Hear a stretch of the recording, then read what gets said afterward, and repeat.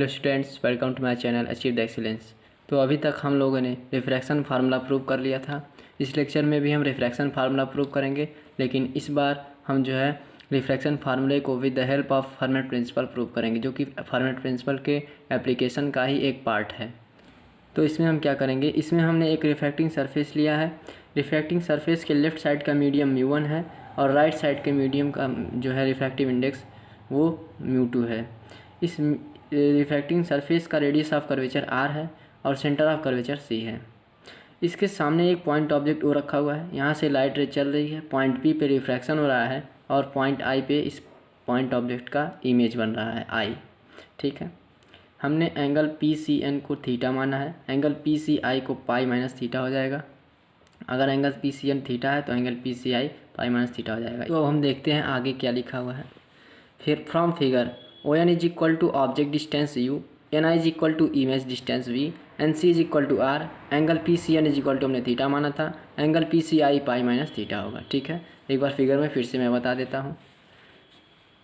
O से N तक का डिस्टेंस U, N से I तक का डिस्टेंस V, N से C तक का distance R, angle PCN theta और angle PCI pi minus theta हो जाएगा। ठीक है, अब हम क्या करेंगे, अब हम ऑप्टिकल पाथ निकालेंगे। लाइट रे O से पॉइंट I पे आ रही है आफ्टर रिफ्रैक्शन फ्रॉम P, तो हम ऑप्टिकल पाथ निकालेंगे। ऑप्टिकल पाथ क्या होगा, यहाँ पे मैंने लिखा है total optical path length of light ray between point O and I is L is equal to μ1 OP plus μ2 PI।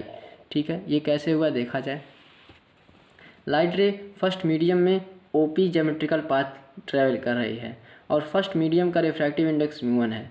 तो मैंने इस चैप्टर के शुरुआत में ही आपको बताया था optical path is equal to mu into geometrical path. तो ऑप्टिकल पाथ लेफ्ट साइड में क्या हो जाएगा, μ1 इंटू OP जो कि ज्योमेट्रिकल पाथ है। तो लेफ्ट साइड का ऑप्टिकल पाथ μ1 OP और इसी तरह से राइट साइड का ऑप्टिकल पाथ μ2 और PI। तो टोटल कंबाइन करने के बाद हमें मिलेगा total optical path between point O and I is L is equal to μ1 OP plus μ2 PI। इसे इक्वेशन नंबर 1 मान लेंगे। अब हम OP और PI की वैल्यू फाइंड आउट करेंगे। तो हम ट्रायंगल का यूज़ करेंगे इन triangle OPC using cosine law. Triangle देखते हैं, ट्रायंगल OPC में, इस बड़े वाले ट्रायंगल OPC में कोसाइन लॉ हम यूज़ करते हैं। तो कोसाइन लॉ यूज़ करेंगे और OP की वैल्यू को हम फाइंड करेंगे। देखते हैं, मैंने इस ट्रायंगल को जो है यहाँ पे बना लिया है। ठीक है, in triangle OPC using cosine law. Cosine law होता है OP का स्क्वायर इक्वल टू OC का स्क्वायर प्लस PC का square minus 2OC into PC। हमें OP की वैल्यू फाइंड करनी है, तो कोसाइन लॉ के अकॉर्डिंग OP का square is equal to OC का स्क्वायर प्लस PC का square minus 2OC into PC into cos theta होता है। ठीक है, यहाँ से OP का स्क्वायर इक्वल टू OC और PC, OC की जगह U प्लस R होगा। कैसे होगा देखा जाए। OC और PC की वैल्यू किस तरीके से मिलेगी फिगर से देखते हैं। O से C तक की वैल्यू ON प्लस NC होगा। ON मतलब U, NC मतलब R। तो टोटल O से C तक का डिस्टेंस U प्लस R। इसी तरह से हमें PC की ज़रूरत पड़ेगी, तो PC जो है रेडियस ऑफ कर्वेचर है, PC NC ये सब रेडियस ऑफ कर्वेचर है, तो ये R होगा। ठीक है, तो यहाँ पे OP का square equal to U plus R का स्क्वायर, PC मतलब R का स्क्वायर माइनस 2OC मतलब U प्लस R, PC मतलब R कॉस थीटा। ठीक, यहाँ पे OP is equal to finally जो है इस पूरे टर्म पे जो है 1/2 पावर आ जाएगा। इधर 2 है तो उधर जाएगा तो 1/2 हो जाएगा। इसे इक्वेशन नंबर 2 कर देते हैं। अब जो है in triangle PCI using cosine law, अब हम PI की वैल्यू फाइंड करने के लिए ट्रायंगल PCI का यूज़ करेंगे। फिगर में देखते हैं ट्रायंगल PCI कहाँ है। PCI ट्रायंगल PCI में हम PI का वैल्यू फाइंड करने के लिए कोसाइन लॉ यूज़ करेंगे। तो देखते हैं, मैंने इस ट्रायंगल को यहाँ पे बना लिया है ट्रायंगल PCI। यहाँ पे हम कोसाइन लॉ यूज़ करेंगे, तो PI का square is equal to PC का स्क्वायर प्लस CI का square minus 2PC into CI into cos pi minus theta. ठीक है, अब हमें यहाँ PC और CI की वैल्यू चाहिए। तो फिगर में देखते हैं PC और CI की वैल्यू कैसे होगा। CI पहले तो PC देखते हैं। PC वही बात होगा, R होगा, PC मतलब NC मतलब R radius of curvature. CI निकालना है हमें, तो हम क्या करें, NI में से NC घटा दें। NI में से NC को सब्ट्रैक्ट कर दिया जाए तो हमें CI मिल जाएगा। N से I तक का डिस्टेंस V, N से C तक का डिस्टेंस R। तो CI अगर हमें चाहिए तो इस पूरे में से V में से R को माइनस कर दें तो हमें CI मिल जाएगा। तो मैंने फिगर में वही बना के यहाँ पे लिखा हुआ है। जो है सी आई की वैल्यू वी माइनस आर हो जाएगी। तो यहाँ पे पी आई का square is equal to P C मतलब R square plus C I मतलब वी माइनस आर का square minus 2 into P C मतलब आर, सी आई मतलब V minus are, cos pi minus theta मतलब minus cos theta होता है, आपको पता होगा अच्छे से, ठीक है। यहाँ से पी आई की वैल्यू मिलेगी in bracket r square plus v minus are का square plus 2r v minus are cos theta, इस पूरे के पावर 1/2 आ जाएगा। इसे इक्वेशन नंबर 3 मान लिया जाए। अब हम क्या करेंगे, इक्वेशन 2 और इक्वेशन 3 का यूज हम इक्वेशन नंबर 1 में कर देंगे, ठीक है। तो हमें ऑप्टिकल पाथ मिल जाएगा। तो देखते हैं यहाँ पे मैंने जो है पुट करके रखा हुआ है। तो हमने जो है टोटल ऑप्टिकल पाथ लेंथ पा लिया, L is equal to μ1 u plus are square minus 2r u plus are cos theta 1/2 plus μ2 r square plus v minus are का whole square plus 2r v minus are cos theta whole to the power 1/2। अब हम आगे देखते हैं। तो अब क्या होगा यहाँ पे, for different optical path between point O and I point P and hence cos theta will be different. यहाँ पे मैंने क्या लिखा है कि for different optical path between point O and I point P and hence cos theta will be different. मतलब क्या है इसका, देखते हैं फिगर में। इसका मतलब हम देखते हैं, पॉइंट O से पॉइंट I तक आने में पॉइंट P डिफरेंट होगा, क्योंकि हम जो है रिफ्रैक्शन को यहाँ से भी मान सकते हैं, यहाँ से भी मान सकते हैं, यहाँ से भी रिफ्रैक्ट हो सकता है, यहाँ से भी रिफ्रैक्ट हो सकता है, यहाँ से भी रिफ्रैक्ट हो सकता है। तो O से I तक आने में रिफ्रैक्शन अलग अलग पॉइंट पर हो सकता है, जिसके कारण P के चेंज होने से थीटा भी चेंज होगा। अगर यहाँ से रिफ्रैक्शन होगा तो थीटा यहाँ तक होगा, अगर यहाँ से रिफ्रैक्शन होगा तो थीटा यहाँ तक होगा, और अगर यहाँ से रिफ्रैक्शन होगा तो थीटा यहाँ तक है, ठीक है। इसका मतलब P के चेंज होने से थीटा चेंज हो रहा है, और थीटा के चेंज होने से O से I तक आने में ऑप्टिकल पाथ चेंज होगा। इसका मतलब ऑप्टिकल पाथ थीटा के रिस्पेक्ट में वेरी कर रहा है। इसका मतलब क्या हुआ, इसका मतलब कि for different optical path between point O and I point P and hence cos theta will be different. Optical path अलग अलग होने से पॉइंट P चेंज हो रहा है, पॉइंट P चेंज होने से कॉस थीटा चेंज हो रहा है। Hence, according to Fermat principle, for actual path, the optical path length L should be extremum, and for this dl by d theta is equal to 0। L जो है वो theta के respect में change हो रहा है, ठीक है। तो अब हम यहाँ पे L की वैल्यू पुट करेंगे, जो कि हमने निकाल चुका है। d by d theta, L की वैल्यू हमारी इतनी आई थी, μ1 u प्लस आर का square plus are square minus 2r u plus are cos theta whole to the power 1/2 plus μ2 r square plus v minus are का square plus 2r v minus are cos theta whole to the power 1/2। तो अब हम इसका differentiation करेंगे। Differentiation हम theta के respect में करेंगे, तो दो पार्ट में तोड़ेंगे इसको, एक पार्ट यहाँ तक का डिफ्रेंशिएशन प्लस एक पार्ट का यहाँ तक का डिफ्रेंशिएशन। तो देखते हैं इसका डिफ्रेंशिएशन क्या होता है। D by d theta of this term, तो μ1 तो कांस्टेंट है, ये तो बाहर चला आएगा। इसका डिफ्रेंशिएशन 1/2 एंड दिस टर्म, इसका डिफ्रेंशिएशन क्या होगा। तो हम लोग जानते हैं कि अगर d by d x of x to the power 1/2 लिखा हो तो इसका डिफ्रेंशिएशन होता है 1/2 और x to the power 1/2 minus 1।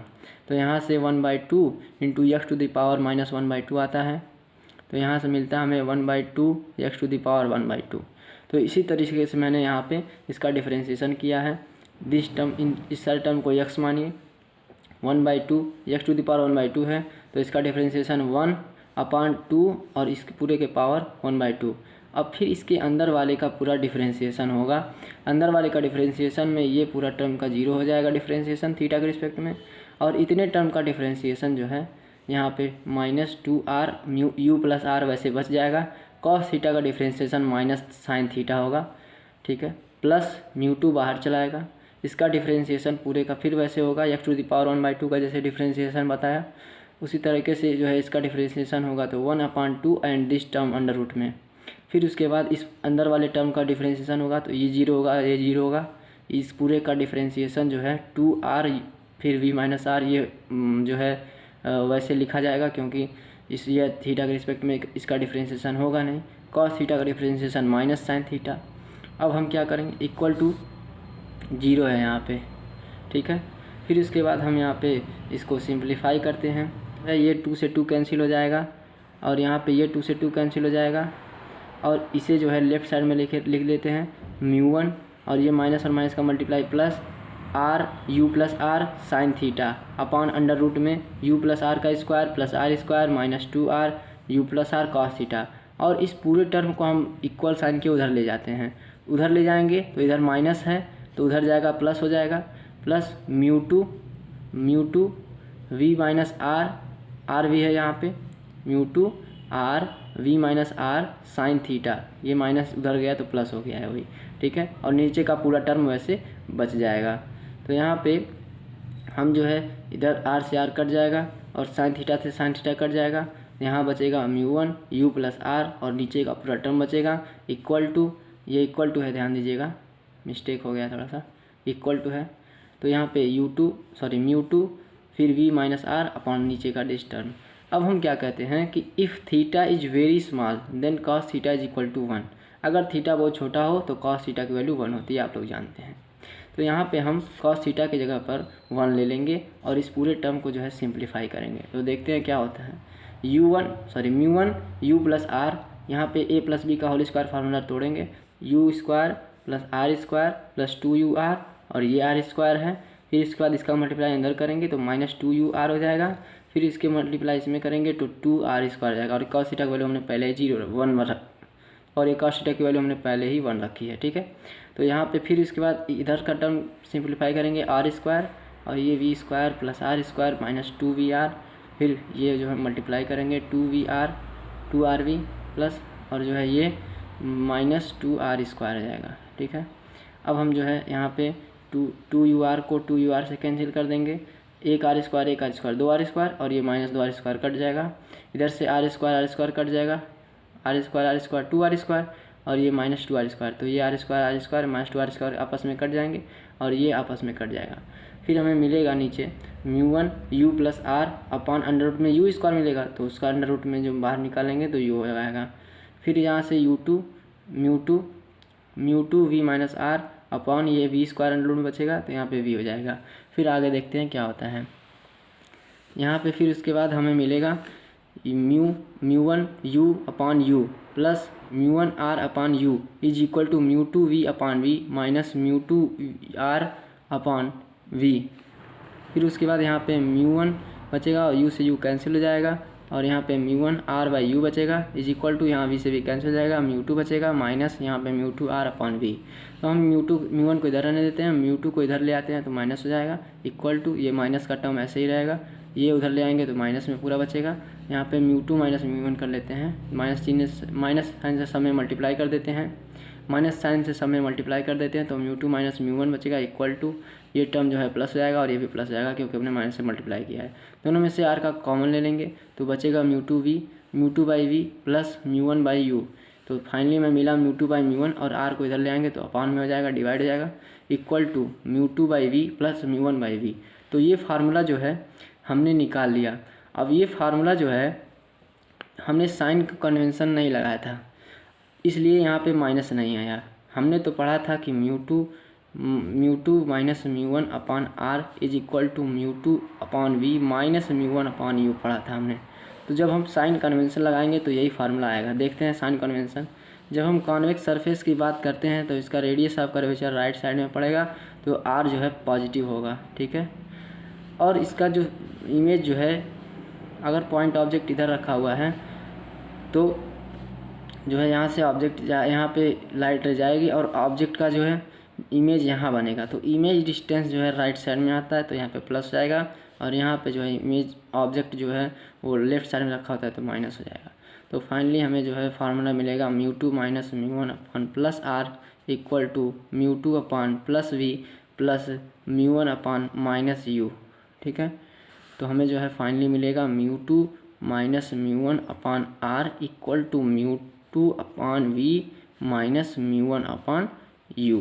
यही फार्मूला हमें फॉर्मेट प्रिंसिपल के द्वारा प्रूव करना था। तो यह जो है प्रूव हो गया। सो स्टूडेंट, अब हमारा जो है पहला चैप्टर समाप्त होता है। तो आपको वीडियो अगर अच्छा लगा होगा तो लाइक कीजिएगा, शेयर कीजिएगा अपने दोस्तों के साथ और चैनल पे नए हो तो सब्सक्राइब ज़रूर कर लीजिएगा। Thank you students.